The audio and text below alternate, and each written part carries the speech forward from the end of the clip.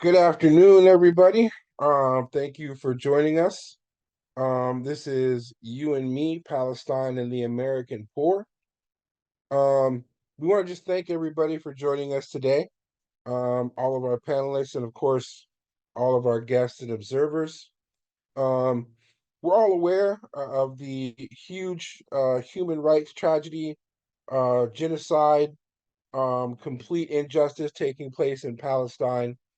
And we wanted to do an event that helped draw some parallels and connections to the struggle of not just the American poor, but the global poor as well. And so we've invited some really excellent panelists to address that issue. And without further ado, we're going to hop right into those panelists. So we're going to start with some introductions, and just so the audience knows, I'm going to briefly introduce the panelists, and then they'll have 2 minutes to sort of fill out the introduction for themselves and talk a little bit about how they are connected to the issue in Palestine. Our first panelist is an international human rights lawyer, and I pass the mic over to Judith Chomsky. Judith, the floor is yours. Hi. As noted, I'm do international human rights law. I've been doing it since the 80s. And actually, my first case involved Gaza and the use of tear gas in Gaza. Just as a background, I was born during the Second World War. I grew up kind of in the shadow of the Holocaust. I went to school and camp with kids who had scars on their backs, and I knew adults who had numbers tattooed on their arms. And I thought of Israel as a kind of utopian dream. That's hard to believe now, but based, I think, on two myths that most people who are Zionists have. First, we were told that Israel was a land without people for a people without land. Now, that is pretty apparently a lie. The second thing was that I believed there could be a Jewish state and a democratic state, that those two weren't naturally opposed, and something I also don't believe. My conversion from being a Zionist and actually planning on living in a kibbutz came gradually. I remember, though, the specific day when it turned completely for me.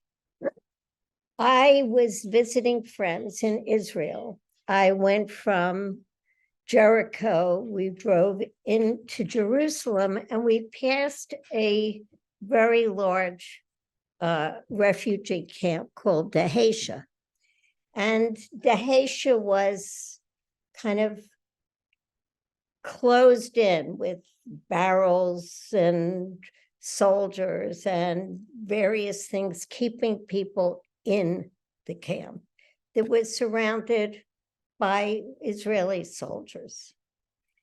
The next morning, I went to a place called Yad Vashem. It's a museum in Israel dedicated to the memory of the Jewish Holocaust.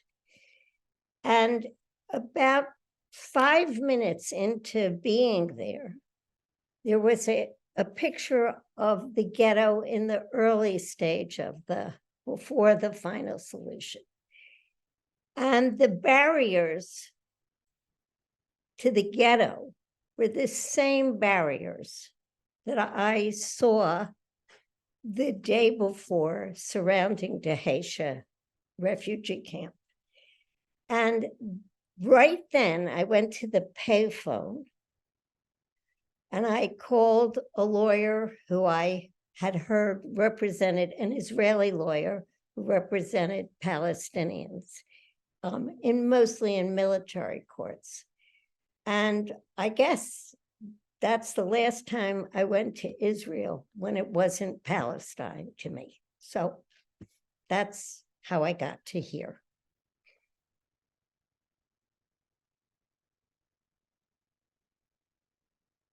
Thank you very much, Judith. That is a powerful story. Um, our next panelist is a student organizer based out of Temple University. We're currently organizing with the Poor People's Army. Um, we're going to pass the mic over to Nathanial Thrush. Nathanial, the floor is yours. Perfect. Hi. Yeah, I'm Nathaniel. I am originally from the Washington, D.C. area, although I'm based in Philadelphia now. I go to Temple University and I'm a geography and urban studies major at Temple. And over the past about 8, 9 months now, I've been organizing with the Poor People's Army. And I've found that to be a really beautiful experience where I feel like I've not only sort of learned a lot of tools regarding organizing, but I've also made a lot of beautiful human connections, and it's been an amazing experience. For me, my connection to Palestine is broadly that I was brought up in a very Zionist world, in a similar way to Judith, just removed 2 generations. Uh, I grew up Jewish in Reform and conservative synagogues, uh, and I had a very Zionist education and upbringing that I believe now, upon a couple of years of reflection, completely erase the humanity of Palestinians and indeed Arab Muslims living in the region. Um, we, when I was in third grade, I distinctly remember there was an entire unit dedicated to learning the Israeli national anthem, for example, in my religious education. So there was a sort of melding of nationalism with religion, um, from what I know.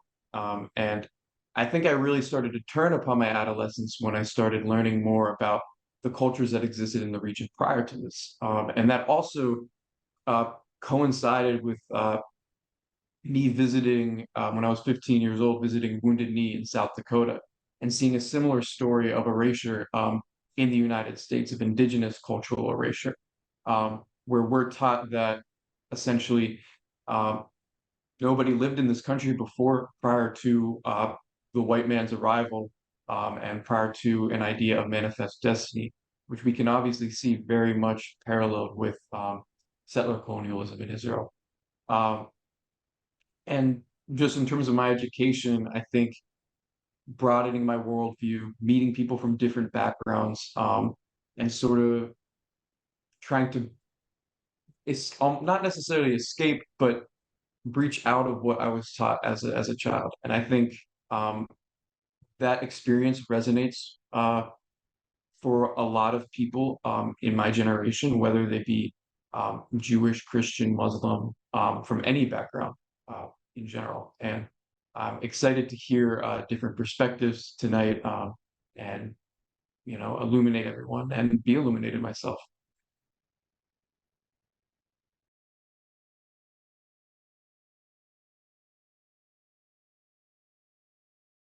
Thank you, Nathaniel. One thing I do want to mention, I see Matt, you posted this in the chat. Thank you. So we're currently doing 2-minute interviews, which will be followed by 10-minute presentations from each of our panelists, a couple of announcements from some of our members, and then finally a song from Jonathan Mann. So in the meantime, if you have questions, please specify the speaker and put them in the chat, and we'll get to them as we can. For our next panelist, we will introduce Wafed Diaz, who is Palestinian born and raised in Philadelphia and is actually fresh off of a protest. Wafed, you're up. The floor is yours.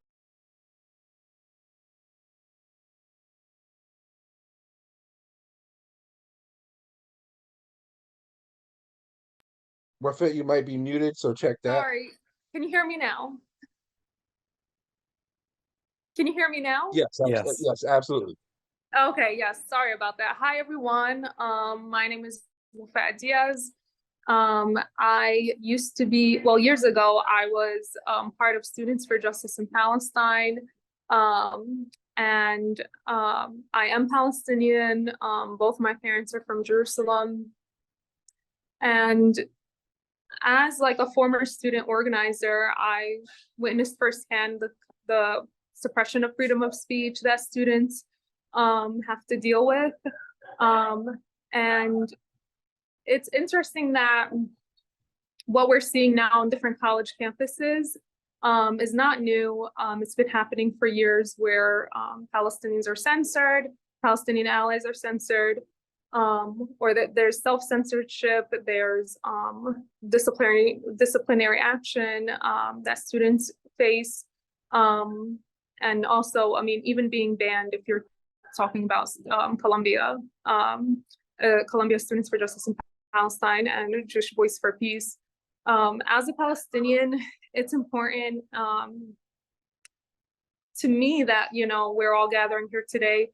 One of my most like memorable memories about like Palestine was I went there as a kid, but didn't remember much. But then I went there when I was 17 years old, and there was a Palestinian who was shot by an Israeli soldier, and Palestinians around Al-Aqsa Mosque prayed on him and then took his body to burial. And I was just so shocked at how fast it happened and how fast the process was, and how it was considered the norm when there's nothing normal about that.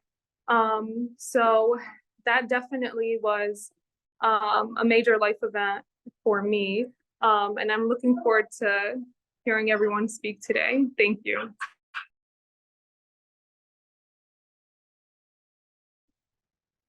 Thank you very much, Wafat. We appreciate you and we're glad you're here. All right, for our final panelist, we are going to introduce Ibrahim Aoude. I hope I'm pronouncing that somewhat correctly. Who is Professor Emeritus of Ethnic Studies at the University of Hawaii, Manoa, and is the editor of Arab Studies Quarterly. Brahim, the floor is yours. Yeah, hi everyone. Glad to be here with you folks. Ibrahim Aoude, Palestinian, family took refuge to Lebanon in 1948 from the Galilee, and that's why we ended up in Lebanon, because it's closer to the Galilee. I am, I've been in politics since I was maybe 15 years old, on the ground, so to speak, and in Lebanon and other Arab countries, because I moved, given my politics.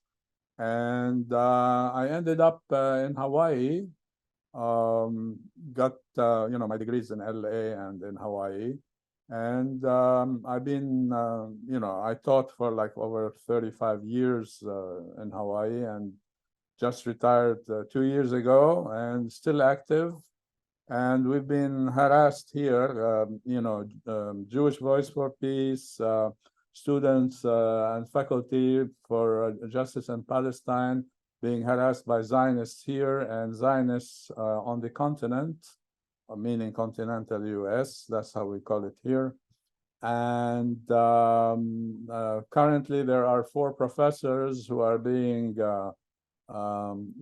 pursued by one entity on the continent with an attorney that sent a request to the University of Hawaii to asking for emails of 4 of us, I was included, that have the words Palestine, Zionism, BDS, the rest of it, it all. So anyway, we're dealing with that and other things as well. Last activity here was a die-in on November 5 on campus in the free speech area.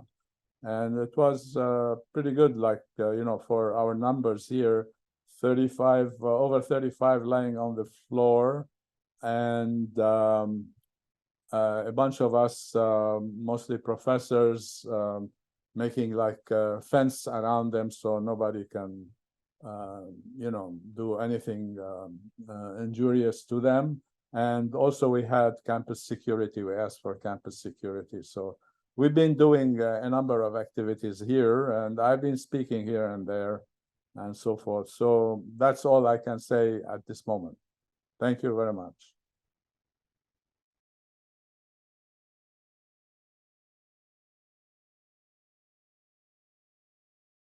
Thank you very much, Ibrahim.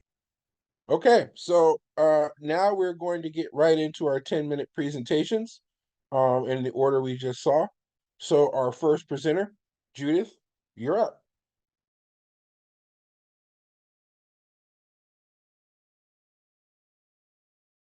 Don't forget to unmute yourself. I'm technologically challenged a little. But I did it. So I've been asked to talk a bit about what genocide actually is. So I want to recommend to you a lawsuit that was filed November 13th against President Biden, Secretary Blinken, Secretary Austin, by the Center for Constitutional Rights.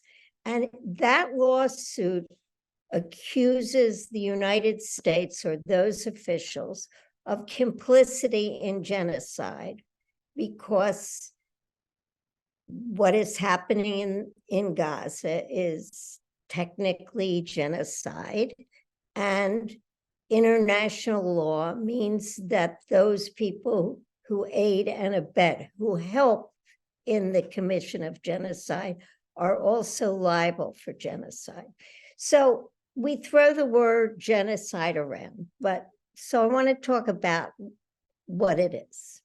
There are 3 laws, international laws, that have to do with genocide. One is the Genocide Convention, which the US and Palestine and Israel are a party to. It means that when you commit certain acts with the intent to destroy in whole or part a national, racial, or religious group, and it includes deliberately killing people, inflicting on the group conditions of life calculated to bring about the physical destruction in a whole or part of a people, and causing serious physical or mental harm. And that's true under the crime against genocide, and it's also true for the Geneva Conventions, which people might have heard of. And it's also true under something called, under the code of the International Criminal Court. So they all have slightly different definitions, but it's all still genocide. And it's hard not to see, it's hard to avoid the conclusion that Israel, in its conduct in Gaza, I'm not even talking about its conduct in the West Bank, that it is in the process of committing genocide. And in the Rome Statute, the thing that governs the International Criminal Court, it talks specifically about deportation or the forceful transfer of a population as part of the crime of genocide. An individual act would not be genocide, but in the context in which this is going on, it's genocide. Now, I don't know if people are aware, but 2/3 of the population of Gaza at this time are already refugees from the expulsion of Palestinians from what is now Israel that occurred in 1948. So these people were already refugees, had already been forcibly transferred, and are now being transferred again. Somehow, publicly, people in the United States are unwilling to call it genocide. But the idea of eliminating the Palestinian population from what Israel claims to be the homeland of the Jews has been part of it from the very beginning. David Ben-Gurion was one of the people who was a founder of the State of Israel. And this is what he said. Back in 1937, before there was even a state, we must expel the Arabs and take their places. In 1983, someone said, the chief of staff of the Israeli army, when we have settled the land, all the Arabs will be able to do is scurry around like drugged roaches. When Israel joined the Rome Statute, signed on to international law, Israel reserved the right to disagree over the issue of whether the forced deportation or expulsion of Palestinians would be considered genocide or would be considered a crime against humanity. So I just want to give you a few more explicit statements by Israeli government officials that show that their intent currently is to commit genocide. One is Netanyahu on October 7th said he ordered Palestinians in Gaza to get out now, as Israel will be everywhere and with all our might. 2 days later, the defense minister said, I have ordered a complete siege on the Gaza Strip. There will be no electricity, no food, no fuel. Everything is closed. And we are fighting human animals and acting accordingly. The next day, the Israel Major General who runs the occupied territory said, human animals must be treated as such. There will be no electricity and no water. There will be only destruction. You wanted hell, you will get hell. Another minister said, all of the civilian population in Gaza are ordered to leave immediately. We will win, and they will not receive a drop of water or a single battery until they leave the world. Netanyahu, who I'm sure most of you know is the prime minister of Israel, made a biblical reference. There were a group of people called the Amalek, and he said God ordered their extermination. They were to be exterminated, every man, woman, and child, and all of the animals. So that is where they are going in their occupation of Israel. There is their solution that they are seeking is forcing the Palestinian people to leave Gaza, in particular to force them into Egypt. I think the notion, the discussion about whether they're violating the laws of war, whether it's just self-defense, none of that is valid, because Israel cannot, as an occupying power, claim the right of self-defense against a population that they're occupying. That's just contrary to all international law.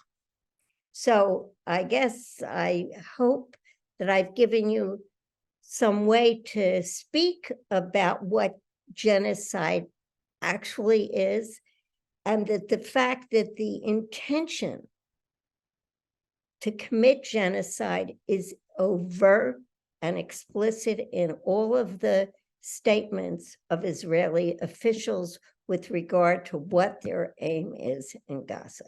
Thank you.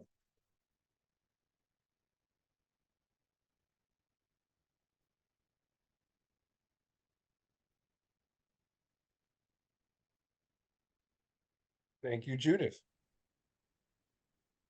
That is heavy. Okay, so we will now move to our next presentation. Nathanial Thrush. Yeah, I also want to thank Judith for that. That was a very powerful examination of just sort of the depths of what is going on and exploring genocide. Uh, uh, I think when we think of today, when we today being the International Human Rights Day, and we think of the organization, the Poor People's Economic Human Rights Campaign, I think a word that obviously jumps out there is humanity.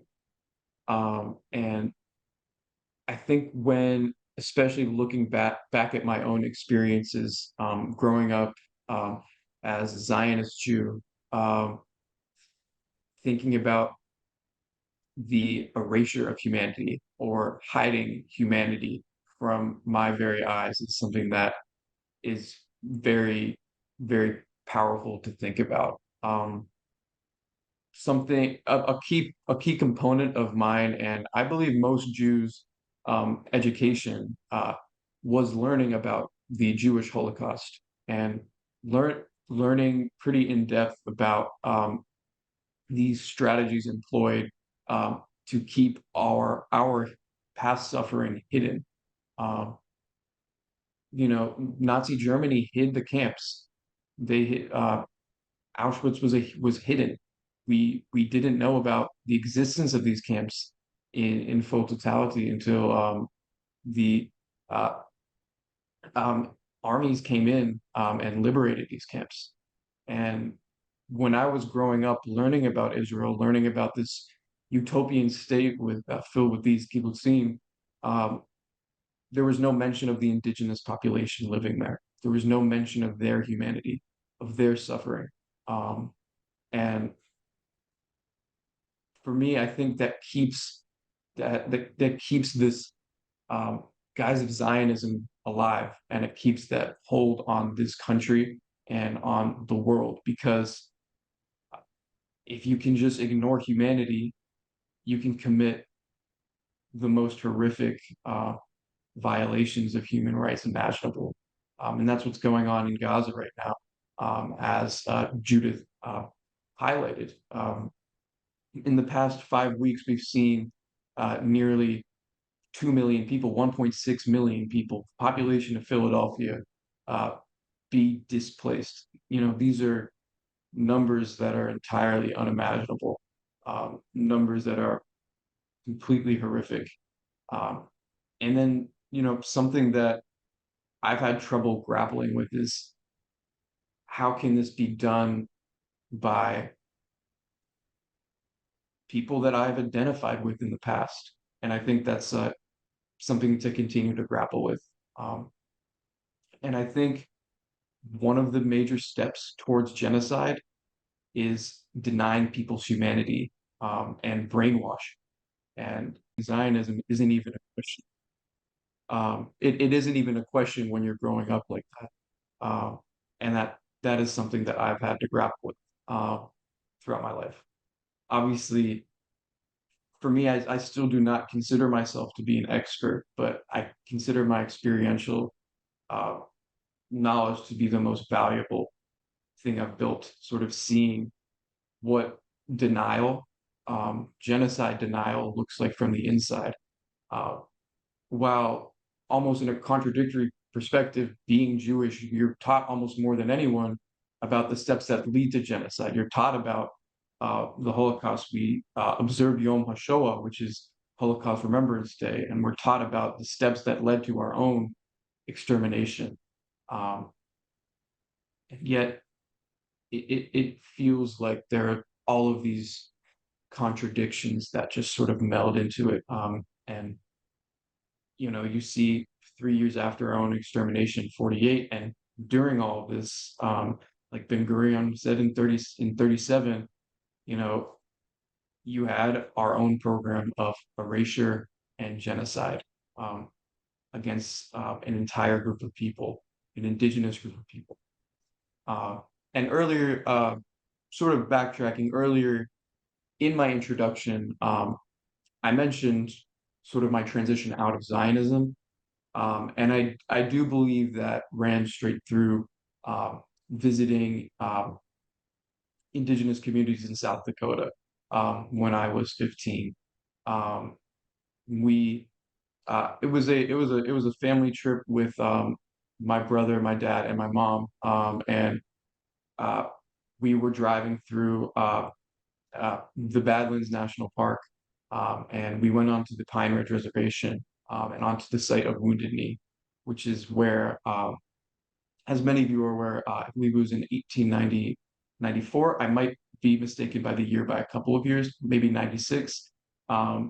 There were 300 men, women, and children in the Sioux tribe were murdered by Americans. And we spent most of the day at the site talking to people around the site. I come from a journalist family, and that's sort of what we do, even when we're not on and off stuff. We just end up talking to people and trying to learn their stories. And hearing people talk about what it's like inside the reservation, what it's like around Wounded Knee, versus the blissful ignorance that exists outside of that bubble, made me really think about my own sort of Americanness and my own whiteness. Thinking of growing up in this bubble, in an insulated bubble where you are taught that you are the hero of your own story, and then the brutal history of why you live in comfort is entirely omitted. And not long after that, especially after developing relationships with Muslims and Palestinians, both in my personal life and on the internet, I began to really break down my own connection to Zionism and trying to see the contradiction that exists with Jewishness. All right. Thank you very much, Nathaniel. I want to take a brief moment to introduce myself. My name is Shamako Noble. I am the coordinator of culture, media, and special projects for the Poor People's Economic Human Rights Campaign. I actually failed to do that at the beginning. Also want to talk a little bit about the Poor People's Economic Human Rights Campaign, Poor People's Army. You can check us out at poorpeoplesarmy.com or poorpeoplesarmy.org. We've been around for 30 plus years, and we do a lot of things. Actively in the field, we help to house homeless, feed folks who need food, and also, fight for justice wherever we can. We also specialize in education and leadership development, and in particular, turning the poor and struggling into leaders of their own struggle. So again, please check out poorpeoplesarmy.org. We are building a non-violent Poor People's Army to keep people alive and build a cooperative economy in society. Also, we do have a fundraiser. There's a GoFundMe link in the chat. And that will be going on throughout the holidays. So please feel free to give whatever you can, $5, $10, $1, $20. All donations are appreciated. All right. With that, we will introduce our next speaker, Wafaa. Wafaa, the floor is yours. So I'll be honest, I don't even know where to begin, because over the past 2 months, Palestinians like myself have been watching the horrific videos and images coming out of Gaza. And we keep saying it's horrifying, and yet that word does not begin to describe the true atrocity and genocide that we are witnessing. There are no words to describe the amount of trauma that Palestinians are facing in Palestine and the secondary trauma that Palestinians here find themselves grappling with. For me, I keep thinking back to the Palestinian man in Gaza who is screaming outside of a hospital, and he's screaming, and as he's screaming, he's holding 2 plastic bags, and in the plastic bags are remnants of his son's body. I keep thinking about the 39 premature babies at Al Shifa Hospital. And for those of you who don't know Arabic, Al Shifa means healing in Arabic. And this healing hospital meant to heal people is later raided by the Israeli military. And as we see, there is no safe place to go in Gaza. Hospitals are not safe. Hospitals are bombed, homes, entire neighborhoods, churches, mosques, and universities have all been bombed. And back to what Judith Chomsky was saying. So the definition of a genocide, right, is a crime committed with the intent to destroy a national, ethnic, racial, or religious group in whole or in part. And that is exactly what we're witnessing right now. Gazans do not have food, water, electricity, or fuel. Collective punishment is illegal under international law, and yet we keep witnessing it. Time and time again, Israel has used white phosphorus as a weapon, and this weapon severely burns people to their bones and sets structures on fire, all on Palestinians, which violates international human law, which Gazans wonder if that even exists, since this isn't the first time Israel has used white phosphorus on them. Over 17,000 Palestinians have been killed by Israel, over 7,000 of them children. And I actually just want to read a quote from Save the Children, which states, "We are running out of words to describe the horror unfolding for Gaza's children. Most of them have been forcibly displaced, squeezed into a tiny sliver of land that cannot accommodate them. Those who haven't been forced from their homes are cut off from the basics needs of survival, far away from the little amount of humanitarian assistance that can be delivered. Those who have survived the bombardment so far face the imminent risk of starvation and disease. Our teams are telling us of maggots being picked from wounds and children undergoing amputations without anesthesia. Children are enduring and witnessing horrors while the world looks on. The level of human suffering is intolerable. As humanitarian agencies have been repeatedly warning, there is nowhere safe in Gaza. We have sounded the alarm for weeks and the world has failed to act. Humanitarian assistance has become the only lifeline for the children and their families since this escalation began, and now even that is becoming increasingly impossible. We are simply unable to do our job effectively." And imagine this has been happening for 2 months. And for many of us who are familiar with what's been happening in Gaza for over 16 years, Gaza has already been deemed unlivable by 2020 by several human rights organizations. And we are now 3 years past that point. Mu'taz Aziz, who is a journalist in Gaza who is covering the genocide now, he actually was part of a video showing that food and starvation was already an issue prior to October. And so to see the censorship of Palestinian students and their allies on college campuses is alarming, but it's also not surprising, as universities tend to support the status quo. All across America, students are silenced and their speech is suppressed. We've seen Colombia ban SJP and JVP, and UPenn threatened to take disciplinary action against students hosting a film screening of the movie Israelism. For us Palestinians, biased news reporting leads to racist shooting 3 college students in Vermont: Kinan Abdul Hamid, Tahsin Ahmed, and Hisham Awartani, who is now paralyzed from the chest down. 2 of the students were wearing kufiyas, and they were also speaking Arabic. Racist headlines and dehumanization promotes hatred, leading to a racist stabbing a 6-year-old Wadi al-Fayumi, who is in Illinois, The recent images of Palestinian men being rounded up by Israeli soldiers is reminiscent of when US soldiers tortured Iraqi men during the war in Iraq, piling the men on top of one another, humiliating their naked bodies, electrocuting them, placing them on a leash, and subjecting them to physical, sexual, and psychological torture in the Abu Ghraib prison.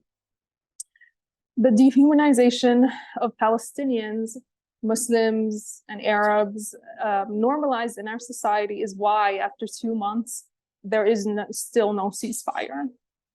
And the biggest hope we have as Palestinians is the international solidarity that we have seen of millions of people all over the world, all over the globe, calling for a ceasefire. It's this intersectionality that strengthens us to a better world, and it is amazing to see, and it's been the most powerful sight to see, and that is why, you know, I call on a ceasefire as well, and, you know, ceasefire now, ceasefire now, ceasefire now. And I support students on college campuses that are just basically calling it what it is and calling it a genocide, and standing up for human rights. Thank you so much. Thank you very much, Wafe. And now we will turn to Ibrahim. All right, thank you very much. It's apropos to have this event on International Human Rights Day, and I thank the Poor People's Army and their human rights, economic and human rights campaign for making this possible. I thank also the previous 3 speakers who made my job much easier, especially in terms of you know, how to de-Zionize, you know, like Nathanial and Judith, and you know, voice from Wafa regarding, you know, how Palestinians feel about these events in Gaza. What I would like to do, since I have only 10 minutes, very quickly to show the significance or the centrality of West Asia, you know, that's the Eastern Mediterranean area, West Asia, and especially the Palestinian struggle for liberation to the global world. And by implication, part of the global world is the United States. So why is it you know, critical for people in the United States to understand what's happening over there, and you know, basically give you like the executive summary is that because we are facing the same enemy over there and here. It's the same enemy. It plays the same way. And as far as I'm concerned, the United States is a fascist state at the moment, given the definition, scientific definition of fascism, which is the merger of the corporations and the state. I know Eisenhower spoke about the military-industrial complex, but this is more complicated than that complex, you know, what we have now. And if you see like how they are people, you know, Zionists and, you know, ruling class in the United States, shutting up everybody from US university presidents to campuses, to students, to people, firing people from their jobs, etc., you understand that this is the beginning of creating a fascist base to support the fascist state in the United States. So that's one thing. The other thing is that the U.S., as you know, has already been said, is not strange to genocide, beginning with the you know, first peoples, the indigenous peoples of these two continents, North and South, and Iraq, Afghanistan, even like China before that, and Vietnam and Southeast Asia in general, and using all these kinds of internationally prohibited arms like, you know, phosphorus and, you know, Agent Orange and the rest of it, including nuclear weapons in Hiroshima and Nagasaki. So I would say that when October 7th occurred, by first the liberation movement Hamas, you know, into 1948 Palestine, where the state of Israel, or I call it the Zionist entity in Palestine, was created. You know, that was, like everybody said, this was, you know, I mean, the other side was saying this was an unprovoked incident. Well, I beg to differ, because if one understand, you know, reads Theodor Herzl, you know, the founder of Zionism as an organization, and as an ideology, one begins to see that, you know, the history goes back to that, and even to the 19th century, 1840s, Great Britain, you know, and how, like, some people, like even Christian ministers, started talking about getting rid of the Jews, ethnically cleansing in Great Britain from the Jews, but in a nice way. You know, you got to go back to your old country, Abraham and God and all that kind of mythology. So that as an introduction. I want to say that you know, Ilan Pappé, Israeli historian, his parents Holocaust survivors, chronicled the ethnic cleansing of Palestine in a book called The Ethnic Cleansing of Palestine. First World Publishing, 2006 or 2007, both editions.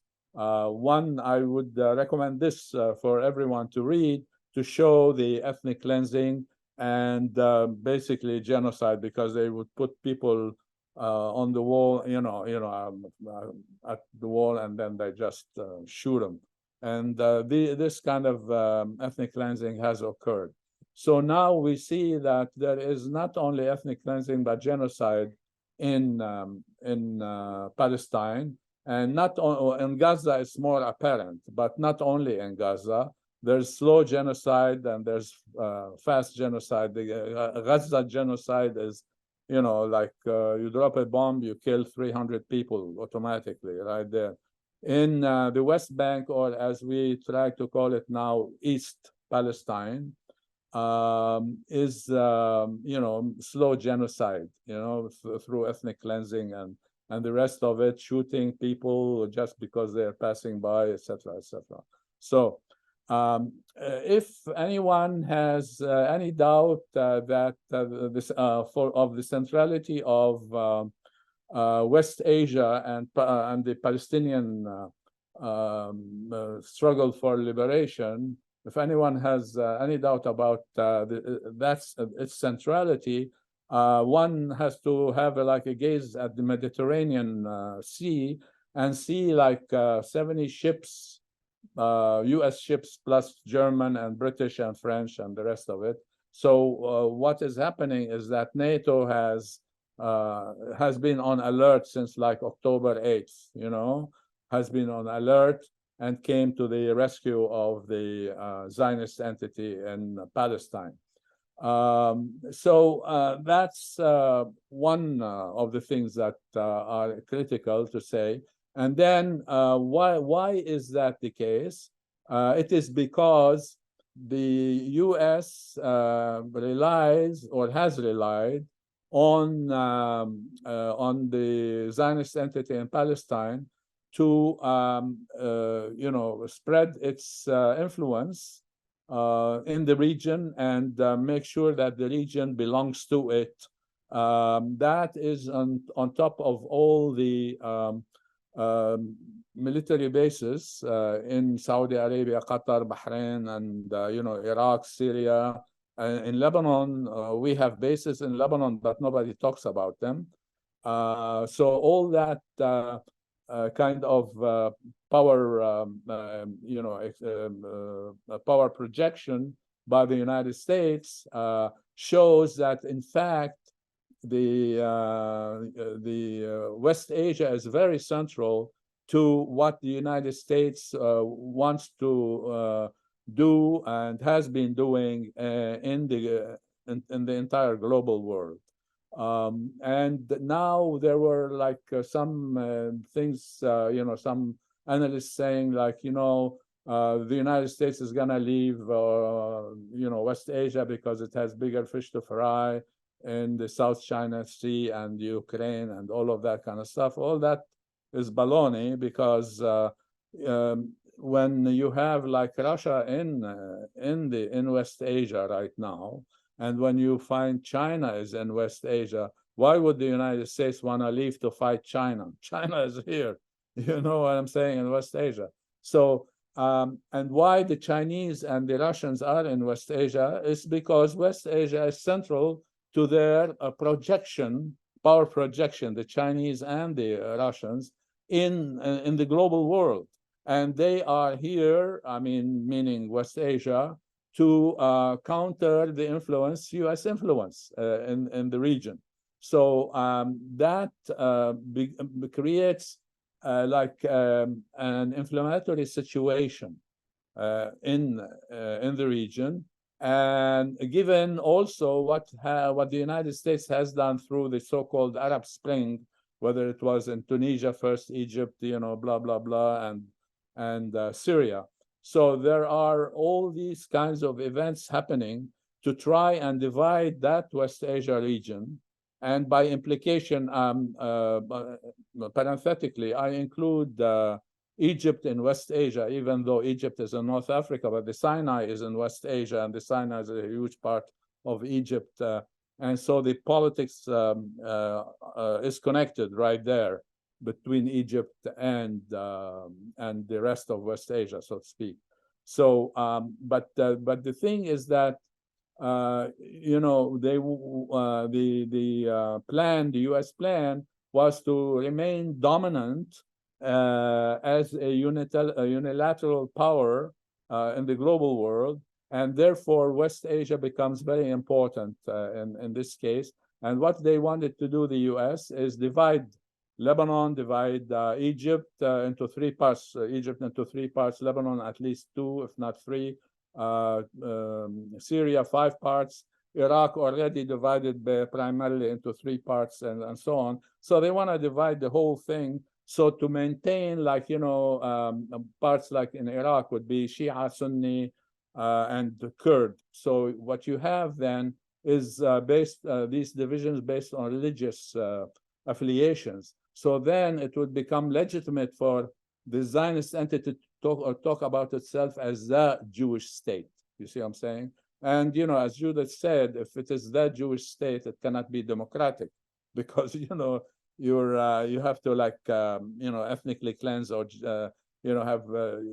commit genocide against the Palestinians living in 1948 Palestine and have Israeli citizenship, so to speak, So you're gonna get rid of all those guys. You gotta get rid of all the people in East Palestine, quote unquote, the West Bank, into Jordan, and bring all these guys and all the Palestinians in Gaza to Egypt, yeah. And then the Palestinians in the Galilee, for instance, where would they go? To Lebanon. We already have 500,000 Palestinians in refugee camps in Lebanon.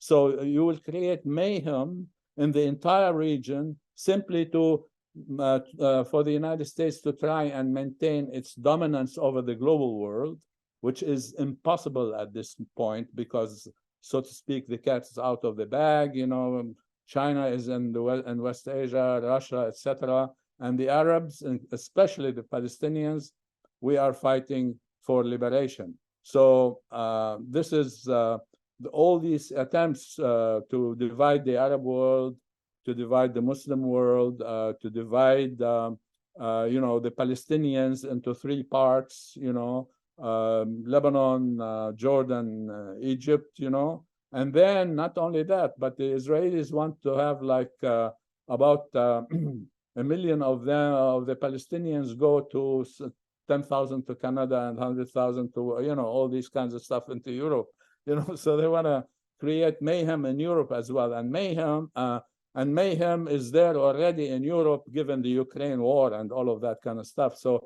the problem is really awful, and the United States is implicated in genocide because, as we know, they provide the F-35s, F-15, 16s, etc., the bombs, you know, what do you call blockbuster bombs or whatever they call them, bunker buster bombs, and all of that kind of stuff. So the U.S. is implicated in genocide, and it is not a stranger to genocide. So do we get out of this like a regional war? And if it's a regional war, it's even more mayhem, and Israel would not be there if you have a regional war anymore. And that would be a real disaster, you know, to everybody in the region. And hopefully, if we get regional war, we don't get into you know, a war, you know, world war with nuclear weapons, etc. So whether it is going to be remain a unilateral world, I don't think. Whether it becomes a multilateral world, I don't know. It all depends upon whether we have you know, a nuclear war or not. You know, if there's a nuclear war, forget about it. Bye you know, everybody. So now I mentioned in the beginning, and I would end here, is that you know, we the ruling class that is in the United States, and if you know, that created a fascist state in this country, is the one committing has committed genocide here in the U.S. and committed genocide elsewhere, and now aiding the Zionist entity in Palestine to commit genocide. The U.S. can just go like this and stop the war, because they are sitting now, the U.S. is sitting in command and control centers of war in the Zionist entity in Palestine. So why is it important for us here in the United States to fight the beast? Because we are, as Che Guevara said, we are in the heart of the beast. And therefore, we have to do our job here, because if we can like put the U.S. on a leash at least to begin like the process of dismantling this fascist state, then we can save humanity a lot of genocides all over, because the U.S. has not done with genocide with the Palestinians. It can go anywhere and do it if we let them. So here we have to do our job to fight the fascist beast in this country, because if you want to build a cooperative society, a society that really takes care of everyone, and there's no poverty and nothing, and there's no filthy rich people who are, you know, part of the ruling class and, you know, orchestrating the entire genocide and fascism, not only here, but elsewhere in the world. So I'll stop here and emphasizing the centrality of the West Asia to the global world, including the centrality of West Asia to the United States, because the US is part of the global world and the largest component of it at this point. Thank you very much. Thank you, Ibrahim. Um, just a heads up, the original GoFundMe link that was posted in the chat was incorrect, so you were trying to get to that link and could not. It has been replaced. With that, we are going to get into our Q&A. Um, our first question comes from Rosamar. Hope I'm pronouncing that correctly. All right. As we're aware that the Palestinian struggle is intertwined with all of the struggles globally, and this question is for anyone who wants to answer it. How do we make it a dire need to assemble locally, as there are other needs and poverty being neglected in the system they are also inflicted by? How do we also amplify the other struggles that need to be highlighted almost as much as Palestine? Congolese, Yemen, most of Africa, Puerto Rico, etc. So that's kind of a dual question. Um, how do we highlight or how do we bring people together locally, especially with all the stuff going on here? And then how do we highlight other struggles that are important? So the floor is open for anyone who'd like to respond to that. Well, I think I can respond to sort of partially the first question, which is how do we kind of organize locally and fit this in? So obviously this event is being organized by the Poor People's Army. And this is a an organization I've been part of for almost a year now. Um, but as an organization, we're based on the ground here in Philadelphia, specifically in the neighborhood of Kensington. Um, the organization was started over 30 years ago, originally as the Kensington Welfare Rights Union. Um, it's a coalition. It was a coalition of different poor mothers working around the city to fight for their own survival. And that's sort of what we are based in, which is fighting for uh, the poor survival on the ground here and around the world. Um, and what we believe is that there's a massive amount of organizing power and potential in the both the American poor and the global poor in a sort of new class as we see it of working poor, a unified uh, coalition. And I think what we're doing right now is we're trying to sort of one, fight for people's survival, and two, get people organized, which is really, really important to fighting all of these disparate international conflicts. Uh, to the second question, I don't know if I can answer that as well with my own experience, but I definitely think if we can get people engaged, involved, understanding their own oppression and how that intersects with different oppressions around the world, I think that's really important. First of all, like, the Ukraine, for instance, the US sent billions of dollars to the Ukraine. They sent the billions of dollars to the Zionist entity in Palestine. So those could have been used here for people who are in need, for like healthcare, education, and the rest of it. So that's on the surface of it, but this is critical. That's one. Then you would begin to ask, why are they sending it there and not using it here for these needs? Simply because the US doesn't care about the people here. Look how many people are homeless now and have increased since like the early 80s. And people still go to parties and drink champagne and whatever it is. This rich ruling class, they don't care. They have private jets, etc. They don't care. What they care is their investments abroad and their power projection abroad to maintain their domination over the world, to get all these resources that are critical for building, arms, etc., etc. And then that, and not to take care of the needy people here, So that's one important thing. The other thing, like, the arms industry in the United States, okay? Why do we have arms industry? I used to teach like economics also, and it's arms or butter. So if no more, if there are arms, no more butter. However much butter there is, no, there's no arms as much. You use dollars for butter. You don't have it for arms, and vice versa. Use it for arms, no more butter. And so this is very important. And the other thing is the oppression. Nathaniel talked about the oppression. The oppression is critical here. Why do they oppress us? And what we mean by oppression? If you're living on the street or under the tree or under the bridge, you are being oppressed right there. Okay, your human rights are being violated, and the rest of it. So it is important that we fight in our own interests as workers, as the new class that is being born because of this greed that the United States has, the ruling class have, and they deny us that which we are, deny us our humanity.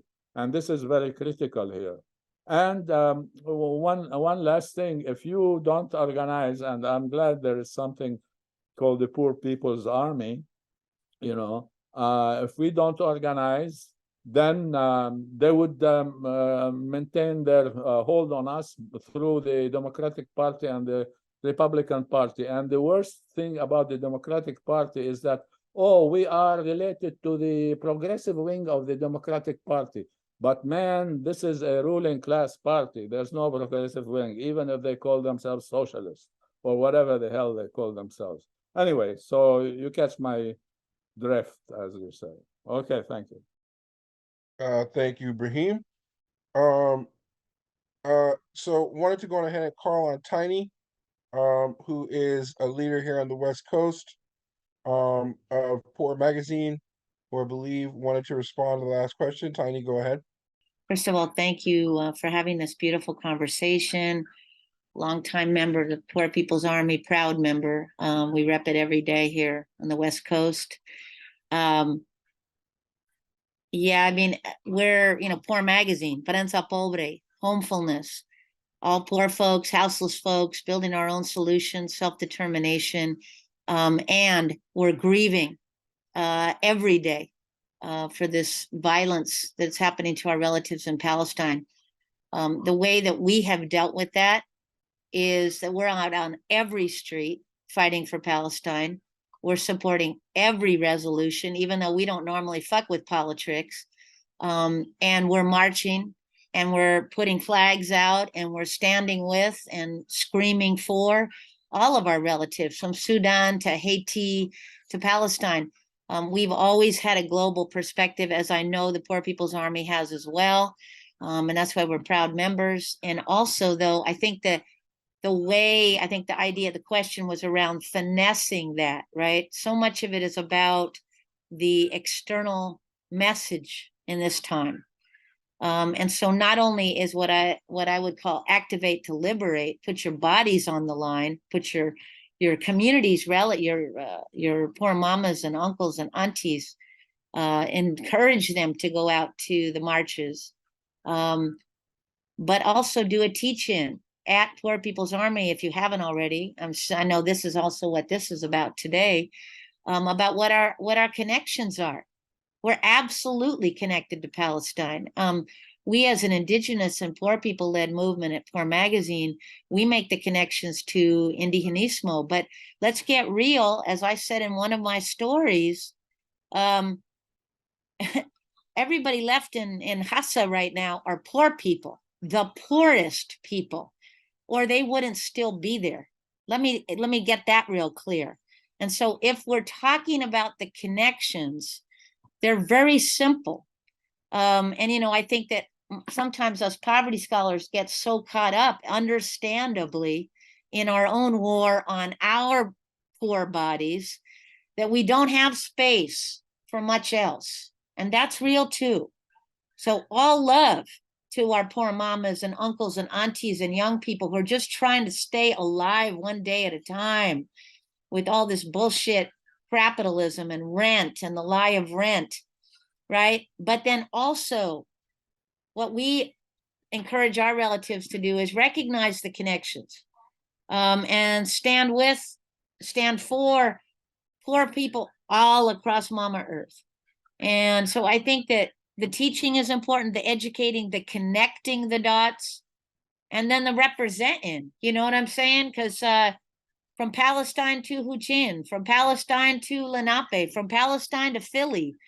I did a story called Homeless in Hassa, Homeless in Huchin. Huchin is the indigenous territory for Oakland. Use it, guys, use it, because it talks about those connections. It's very simple.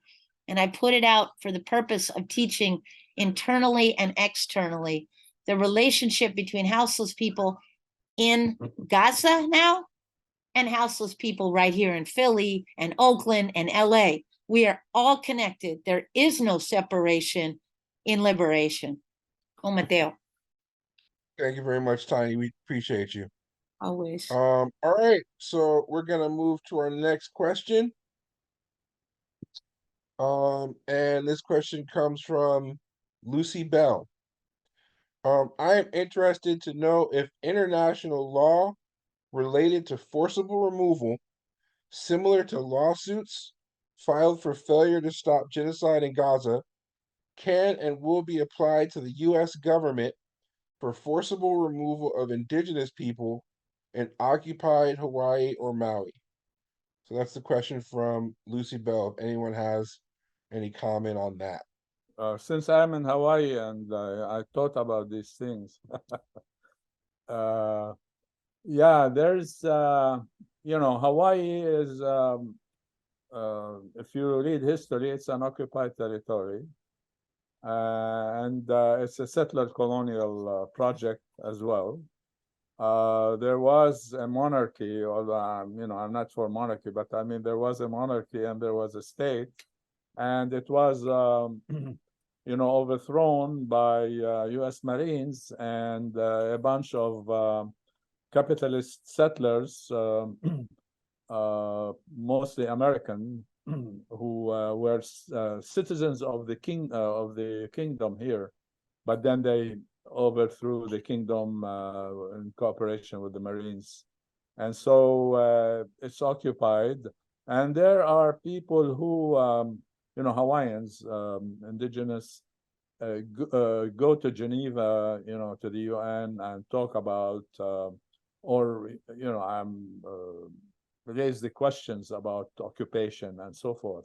However, I can say that the indigenous Hawaiians, whom we call the Kanaka o Iwi,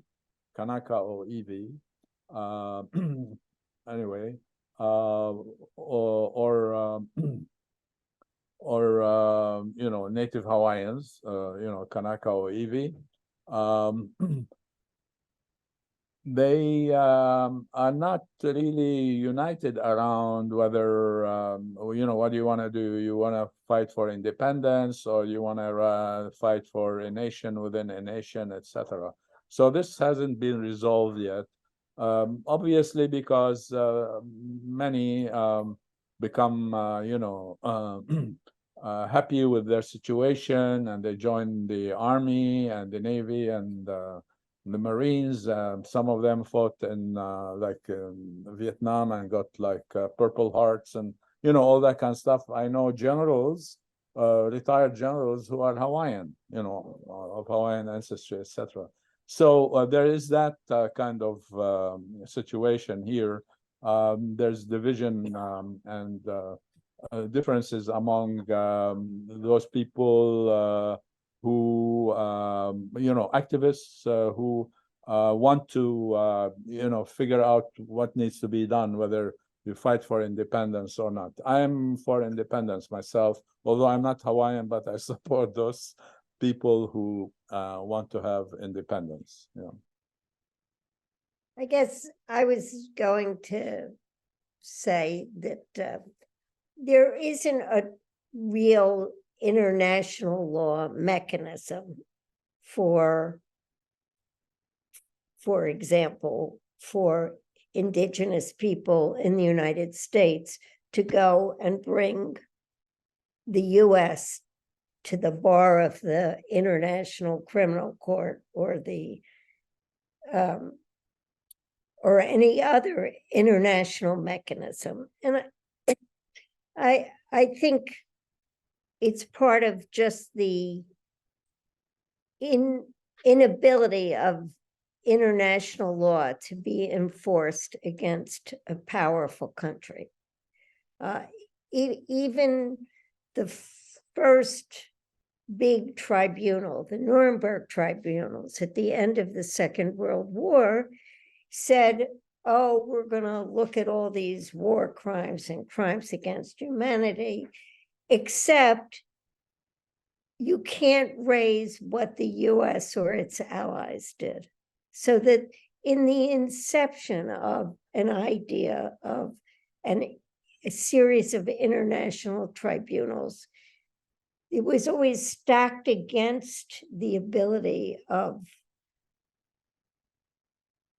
less dominant countries to effectuate their rights against a dominant country.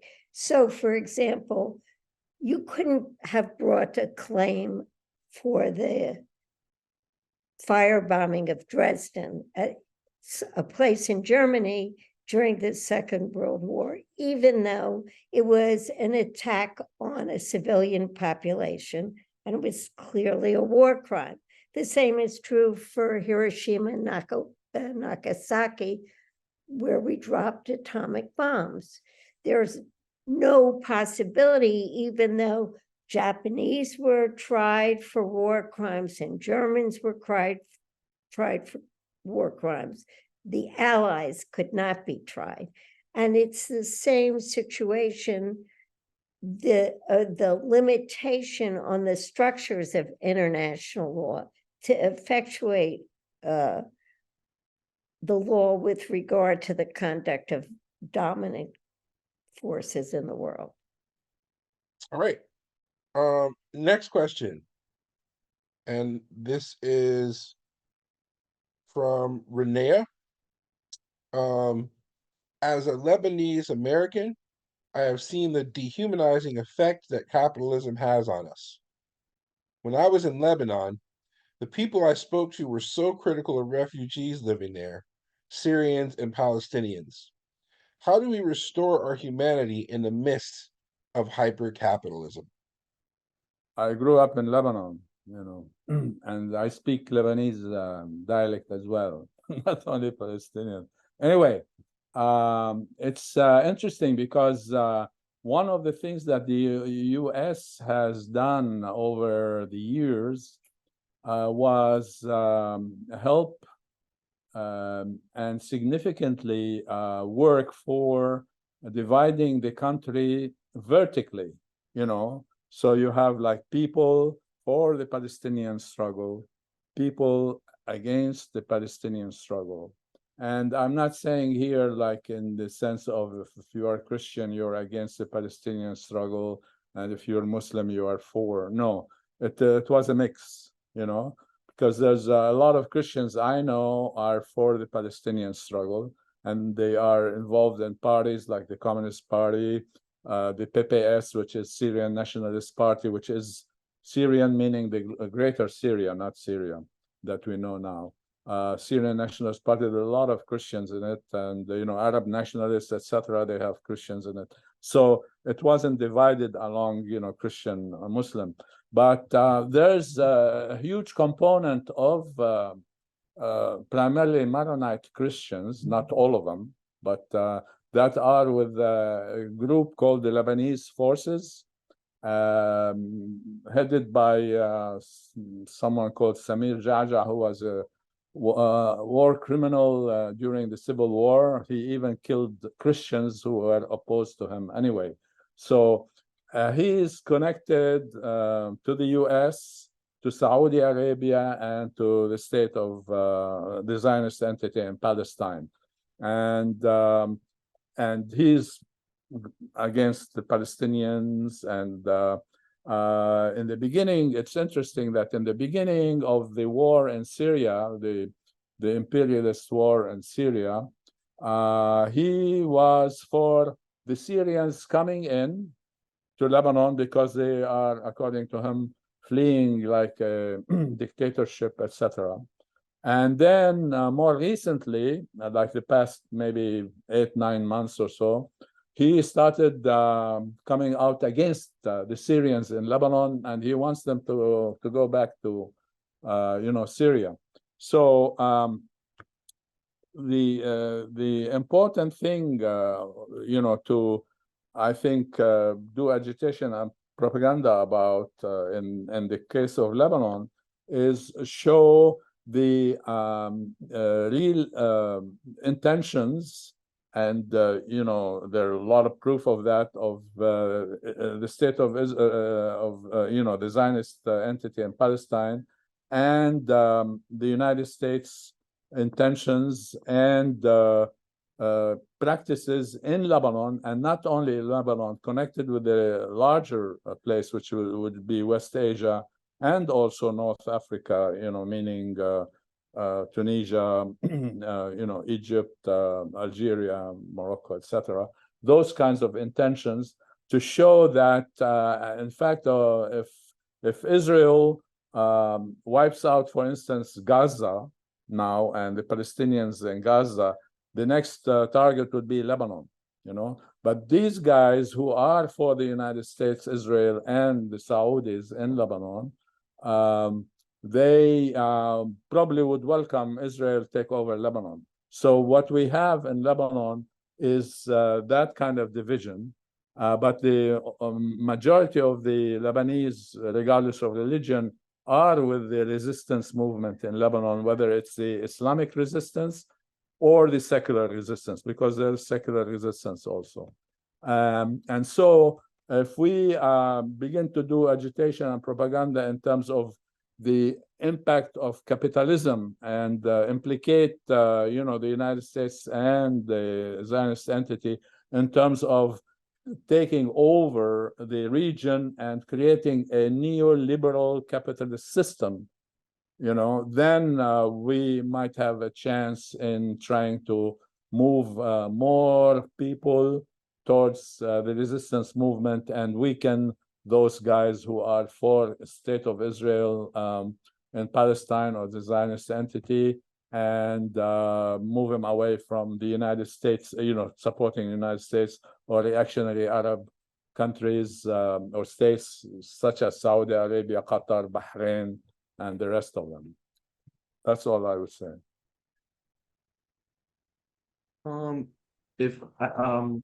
I'm thinking about the idea of like dehumanization. When I think Professor Aoude really spoke well to the dynamics within Lebanon, which is obviously something I cannot speak to, but thinking about the way we as people fall into the trap of dehumanizing and stripping people of humanity, I think that's something that I've had to reckon with and I've had to reflect on in my life, which is,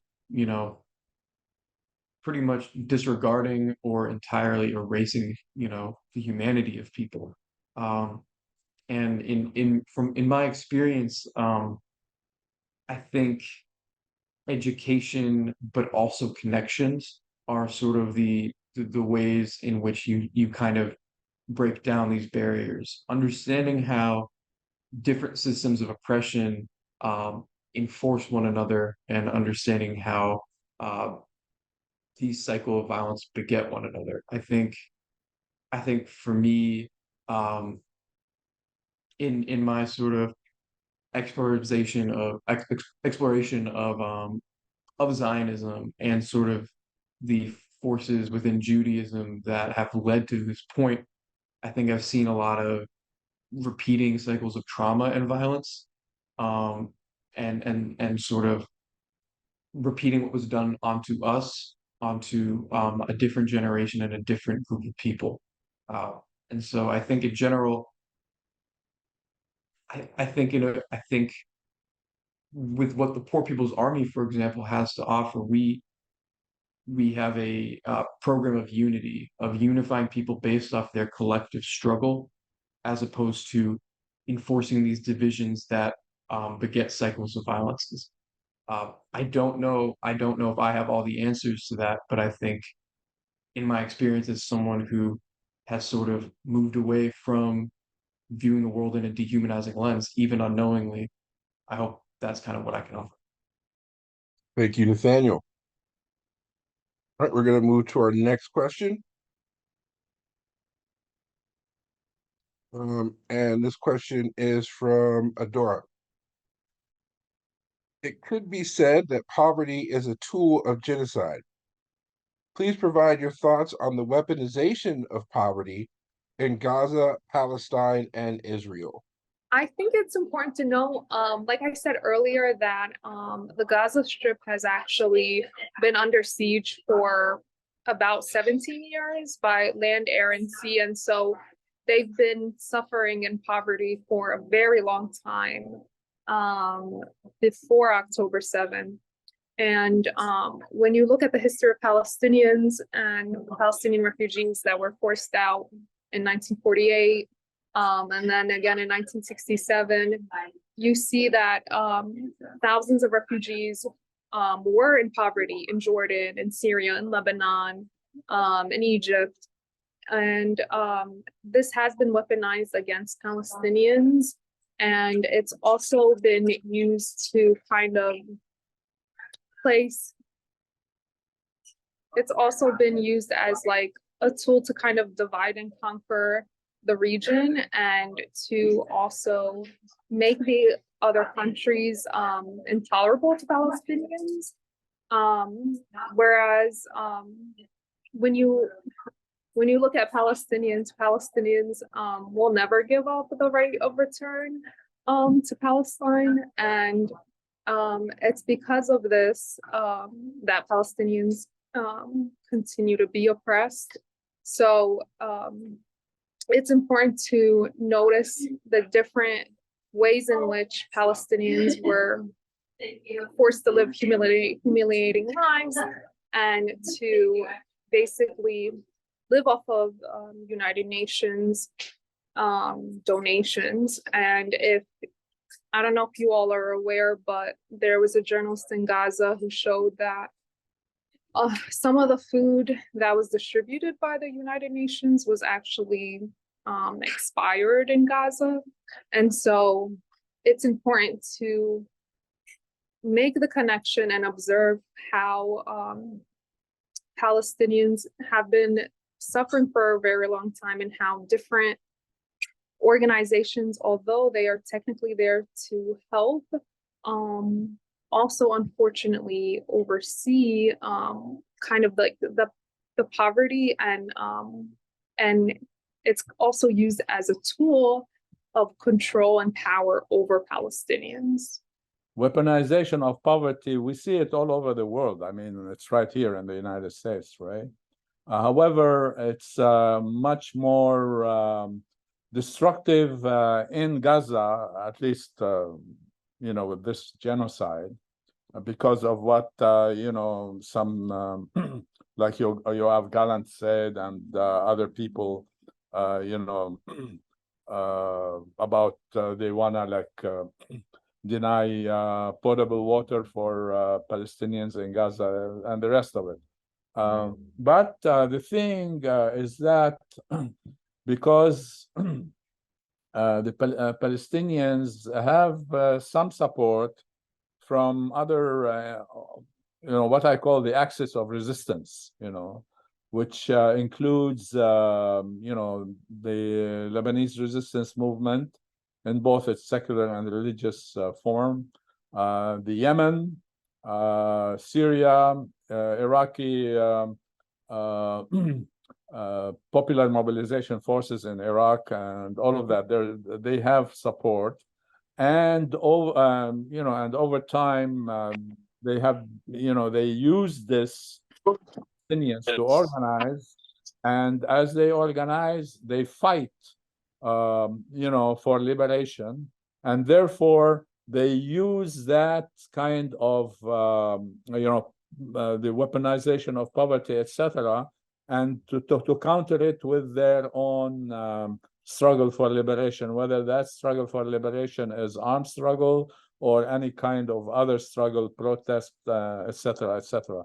So I think that is an important thing to note that because of the Palestinians fighting against that kind of weaponization of poverty, etc., they've been able to do something like, for instance, October 7th, which is unprecedented in human history as far as I can see. And we'd like to call up our national organizer, Sherry Honkla, to also address this question and also make any other additional comments about this event if you would like to. Sherry? Yeah, I just think this is awesome that everybody is on this panel. They're absolutely amazing. I just want to further really lift up, like Tiny, my sister in the West Coast was lifting up. You know, when I hear about like sanctions, sanctions around the world are like what welfare cuts here in the US.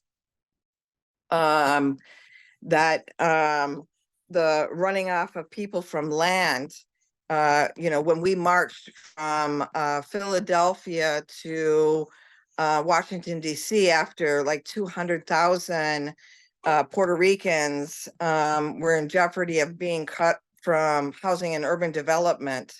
And we took that case to international courts. And then we went to the housing and urban development, and you know, because the last thing that we had is our voice.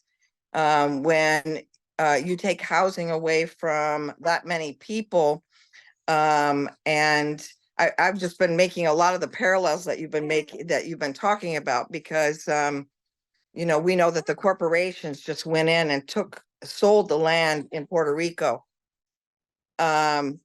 And if we look at the drug war that's happening in this country here, that more people have died than died in Vietnam, that looks a lot like genocide.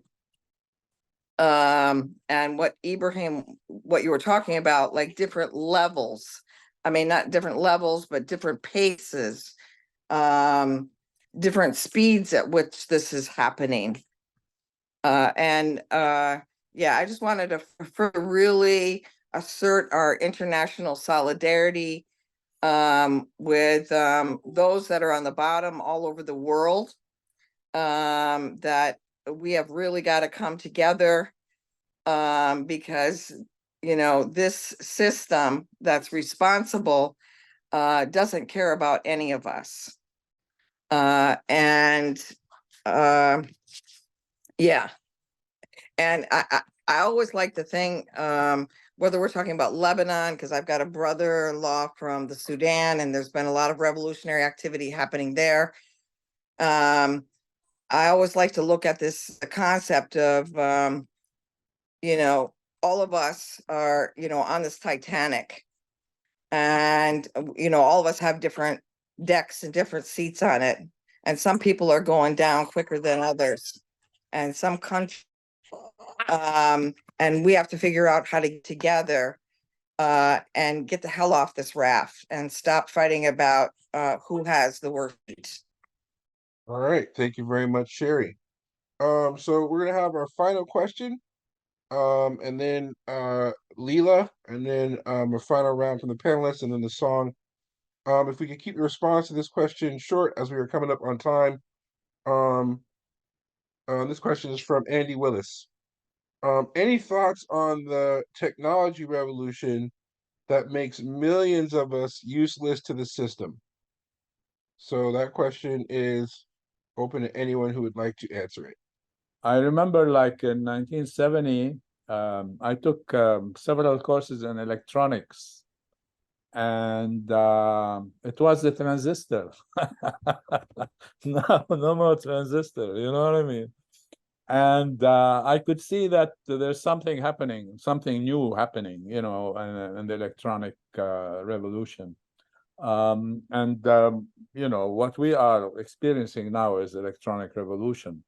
And the thing is that, you know, capitalism came into crisis because of the electronic revolution. On the one hand, you look at stocks and bonds going up, because of electronics, and you're saving a lot of money from what we call variable labor and Marxism, which is people, some workers, etc. Anyway, long story short is that because when you are not working, you cannot spend money as much as before on buying goods and services, etc. So you become to have a problem in the accumulation of wealth for the big corporations and the capitalist class. And therefore, once you have that, that's why we have like the 2008 global financial crisis, and spread all over the world and so forth. And so, because we're talking about global capitalism, dominated by the United States, at least since 1991, with the Soviet Union going down the drain, then you find that you have poverty and increased poverty all over the world, because of this electronic revolution. So on the one hand, the capitalists would save money, but then they would have like people displaced by electronics, and therefore those guys cannot buy what is being produced. So you have like overproduction, shall we say? And that overproduction, we are living, the crisis of capitalism as it presents itself through more homeless or houseless people, more people who were working like for $50 an hour, they work $20 an hour. For people who had like 40 hours job, now they work for 20 hours, and the rest of it, I don't want to repeat all that kind of stuff. So capitalism is in crisis, and it also manifests itself in what's happening in Gaza and all that kind of stuff, because there are all kinds of projects for Gaza, like the Ben Gurion Canal, and to counter the Belt and Road Initiative of the Chinese. You have like this what I call the Biden initiative, which is from India to Saudi Arabia via the port of Haifa, get another kind of route to counter the BRI, Belt and Road Initiative of the Chinese. And all of that, tells you that capitalism is in crisis. And when you have capitalism in crisis, you have the beast comes out. We are in the heart of the beast, according to Che. And therefore, you get that because of the electronic revolution. We can use that electronic revolution to get rid of houselessness or homelessness and all kinds of poverty, etc. If and only if the working class can be the master of its own destiny, and the only way it can happen is get rid of the capitalists. Everybody talks about the capitalist system. Well, I want to get rid of the capitalists who have the system. So once you get rid of those guys, you get rid of the system. So let's have our eyes on the prize, so to speak, the capitalists, who have the capitalist system. Thank you. Thank you, Ibrahim. All right, and now we're going to bring up our March coordinator, Leela. Thank you. Talking about taking on capitalists, we are marching next year, and so I just want to talk to you a little bit about that. So as we sit reflecting on the stories and thoughtful analysis of our speakers, we may feel a sense of powerlessness in the face of our government's complicity and direct investment in the genocide of a people. Here at the Poor People's Army, we've been fighting for 20 years. We're not scared of Washington. We're not scared of the RNC and DNC. We're not scared of corporations, politicians, or anyone in power who doesn't believe in human rights. And that is why we're marching on the RNC and DNC next summer, bringing together thousands of people in an unprecedented demonstration of dissent. Just 5 days ago, the Senate declared the liberation slogan, from the river to the sea, as an anti-Semitic slogan, which is clearly a distortion of history. This makes it even more clear, if we haven't been clear since until now that the two-party system is guilty of crimes against humanity, and the violence and destruction will not end until we take back our power from the corrupted, money-hungry, violent elite. We organized to rally against these oppressive forces, aiming to forge a united front from coast to coast across the poorest states, city to prairie, demanding control over basic human necessities. And this is why we're marching. This will be a powerful symbol of unity and an organizing tool to bring pockets of revolutionaries together for ongoing collective action. We, in the center of the beast, as Judith Chomsky was saying, have a duty to attack oppression from inside the imperialist center of this century. We invite everyone who's joined us tonight to march with us for a free world and to march with us for global liberation. Yes, so this is the graphic, and I'll post it inside of the chat. And I'll also have a link for anyone who wants to join our organizing team. We're ramping up as the new year comes, and we welcome any help that we can get. This will be a huge event. Thousands of people will be showing up. We'll have performances from like-minded musicians and artists, and we're basically taking it on. We're taking on the system, and we don't agree that there's nothing that we can do. We have our own power, and that power is people's power. And this event shows that we are here showing up, trying to learn more, and this is how we can put our words to actions. And we're in a powerful place as American citizens, or at least people in America. This is a place where we can attack from the heart of the imperialist powers. So I hope to see you there, and I will put in the link. If you want to learn more, please go to poorpeoplesarmymarch.com, and I'll see you there. Thank you very much, Leila. All right, so if we can have final comments from our panelists, and we can try to keep those concise. And also, we have a song from Mr. Jonathan Mann, so we will start in the order that we began. Judith. I guess what I would say is we will not get a legal victory over the forces of genocide. That I think that what we need to do is be in the street. I believe in the power of civil disobedience. I believe in the ability of people to speak truth to power. And I think we need to do that with our bodies. Yeah, I'm gonna keep it real concise. Like Leo was saying, we are the bottom coming for the top. And all of the trauma and struggle around the world is interconnected. And whether we're in the United States, or occupied Palestine, or anywhere, we need to fight against oppression. And I think, like Judith was saying,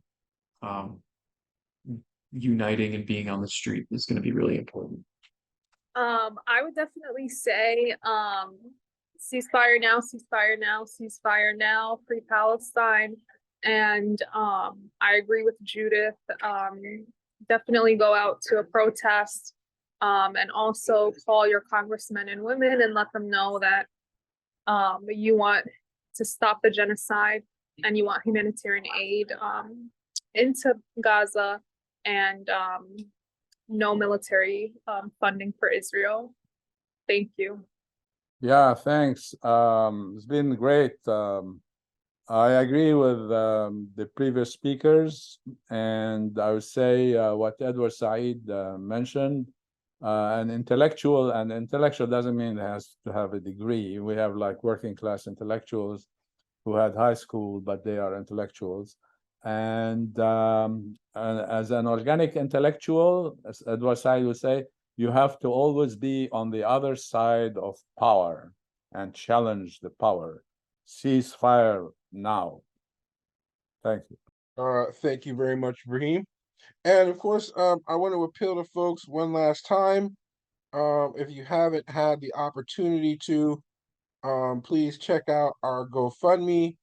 And every donation counts, so don't feel ashamed to give us $5, $10, $20. We'll take what we can get. We want to thank all of our panelists for being here today. We are definitely grateful for your presence, your contribution, and your work. We want to thank everybody for coming and attending. And we will ask our friend Jonathan to close us out in musical fashion. Jonathan? Hi everyone, can you hear the guitar okay? Yes. Thank you. Well, thanks for having me. Thanks to the speakers. This has been super illuminating and a real balm. I want to thank Matthew for inviting me. My name is Jonathan Mann. I'm an anti-Zionist Jew living in Hartford, Connecticut with my wife and my 3 kids. I've been writing a song a day every day since January 1st of 2009. That's 15 years and 300 some odd days, 5,000 songs, 5,400 songs. This is a song I wrote back in 2021, and it's actually a rendition of a Phil Oakes song, which many of you are, I'm sure, familiar with, called Love Me, I'm a Liberal. And I looked, and to my surprise, there had not been a version about the Palestinian people and their struggle. And so I decided to write this song. And I will say, you know, in the last couple of weeks, like 5 out of 7 songs per week are about what's happening. I can't sort of help but write about it. So here's the Palestine version of Love Me, I'm a Liberal. Well, I cried when watching the footage of George Floyd dying face down. I fly my Black Lives Matter flag. It's the biggest flag in town. But Palestinians have it coming when their buildings are bombed to the ground. Oh, love me, love me, love me, I'm a liberal. I marched with my pink pussy hat. I stood against Trump like a boss. Was proud to be in the resistance, tweeting out against his mishegas. But you know I don't blame Netanyahu when clearly the problem's Hamas. Oh, love me, love me, love me, I'm a liberal.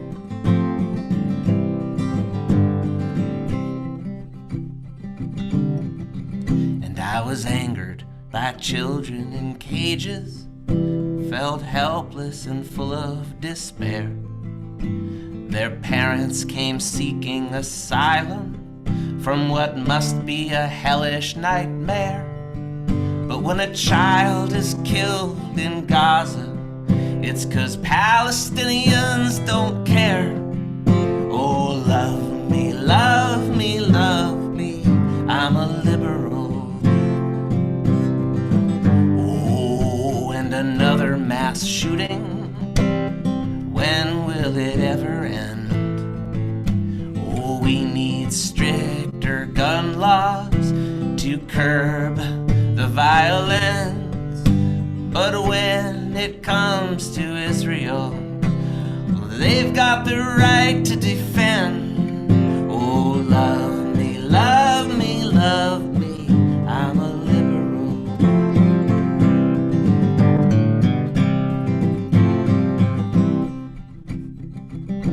Oh, the Green New Deal's outrageous. That price tag is out of control. And don't even get me started on Medicare for all. Yeah, but I've got no issue with the bombs we send Israel. Oh, love me, love me, love me, I'm a liberal. I said love me, love me, love me, I'm a liberal.